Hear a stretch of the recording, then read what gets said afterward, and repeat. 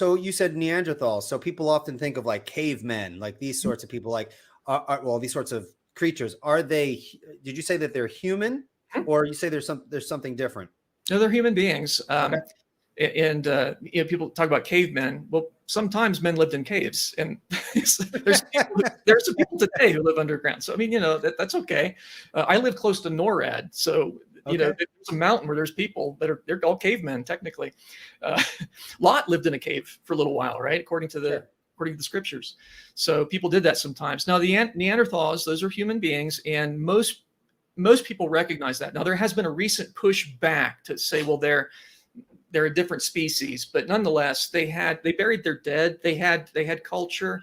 Burial of the dead is an indication that you expect to be resurrected. So that's an indication that they had religion. Whether they had knowledge of the true religion, we don't know. But these are human beings. There's evidence that they interbred with what we call modern Homo sapiens, and they lived at the same time. So they can't be an ancestor because they lived at the same time. So that is pretty well shot down any chance of them being an ancestor. But most paleoanthropologists would say, no, these are people. These are human beings. Whether they want to put them in as a different species of humans, I think is a bad idea.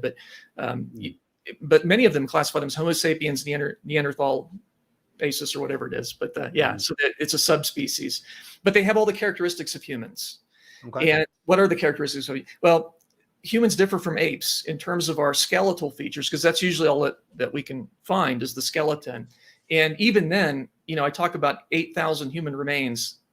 That could be a tooth. Okay, the idea, rarely do we find a complete, fully articulated skeleton. We do find some, and Neanderthals are one of the most common that we find. We think that they lived shortly after the flood year during the Ice Age, which we believe was produced by the Genesis flood. But their characteristics are human and not simian, not ape. The characteristics of an ape, several. Let's just talk about the skull. Apes tend to have a smaller cranial capacity, although that's not definitive because the range of your head size for human beings is like a factor of 3. It's like 700 cubic centimeters to like 2,100 cubic centimeters. So there's a range in human beings even today. Neanderthals fall in that range. Their average cranial capacity is larger than ours by about 10%. They had bigger brains than we do, which is, I think, kind of interesting. But their head shape was a little different because they tended to have the back portion of their skull was a little bit longer, and they had kind of like a bun almost on their skull in the back, and that's a little different from some of the other groups that we see. So, but brain size, Neanderthals are human. The way the face is shaped, we have a kind of a flat face. If you look at it from the side, from the top, our face is kind of flat, whereas an ape's is kind of pushes forward. Their jaws go forward. One really distinctive feature is this: the top part of your nose. The lower part of your nose cartilage, the top part is bone. Apes do not have this. Humans do. And so I can tell you immediately when looking at a skull, if this part, see, sometimes part of the skull is missing and you don't know. Okay. But if the skull's there, I can tell you if it's human or ape. Just I look at this and I remember apes can't wear glasses. That's how you remember that. They look like this. Yeah. They don't have this. They don't have this bridge right here. And see, I have a fairly long one, which indicates I'm far more evolved than most people. So that's how that works. The way our teeth is different. Apes have huge molars, and human beings have relatively small molars. The shape that our teeth makes is different. Human beings, it's like a parabola, whereas with apes, it's like a U, where it becomes parallel on the sides. And so you can tell by the shape of the teeth whether it's human, and the type of teeth that you find, whether it's human or not. And that's just the skull. We talk about the other features, the rib cage. Human beings, our rib cage is kind of vertical on the side and then it curves at the top. Apes have kind of a Christmas tree, a cone-shaped rib cage. Lucy, cone-shaped, just typical ape. The way our hip bones are structured, they kind of point forward, and that allows us to walk upright, whereas apes have them splayed out to the side, and Lucy's are splayed out to the side, just like any other ape. We tend to have longer legs relative to the rest of, to our trunk than apes have. The angle at which our shoulders are designed, a lot of apes, especially if they are arboreal, like Lucy was. Lucy was a tree-dwelling primate. And so her shoulder bones are designed differently so that she can hang for a long period of time. Maybe when you're a little kid and you're hanging in the playground on monkey bars, and after a while your shoulder kind of hurts because we're not built for that. But Lucy's designed for that. And we have straight fingers, straight phalanges, whereas Lucy had curved phalanges, which is useful for climbing and things like that. So we have very different designs. Our feet are designed for walking upright. Apes have often almost an opposable big toe. It's almost like a second set of hands, not quite, but and Lucy's are typical. Very good for playing video games. Yeah, you can play two sets. You could play yourself one with these.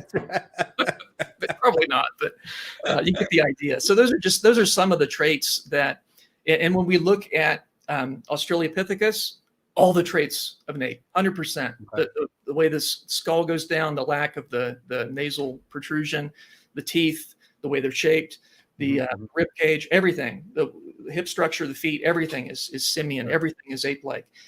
All these other categories, Neanderthals, Homo erectus, Heidelberg man, and modern Homo sapiens, of course, all have the human teeth, the human face, and so on. Now, Neanderthals were a little different. They had some differences, but they're all within the range of modern humans. They tended to have extended brow ridges, and so their brows went out a little bit. But I've seen people today that have that. I had a substitute history teacher who, one time, he could have easily been a Neanderthal. There's no doubt. He's like, I was there.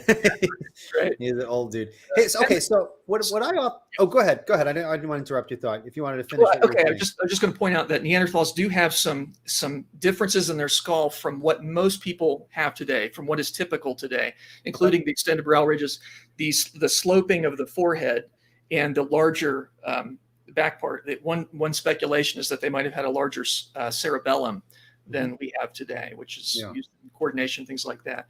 And they were a little stockier too. They were big people, and they would tend to be very, very strong, and we think probably pretty muscular too.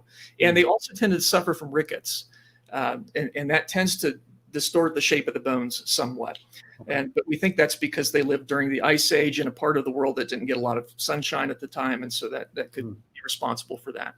And then but all of those features, by the way, modern human beings can have any of those. It's just what would be unusual today is to have all of them in one person.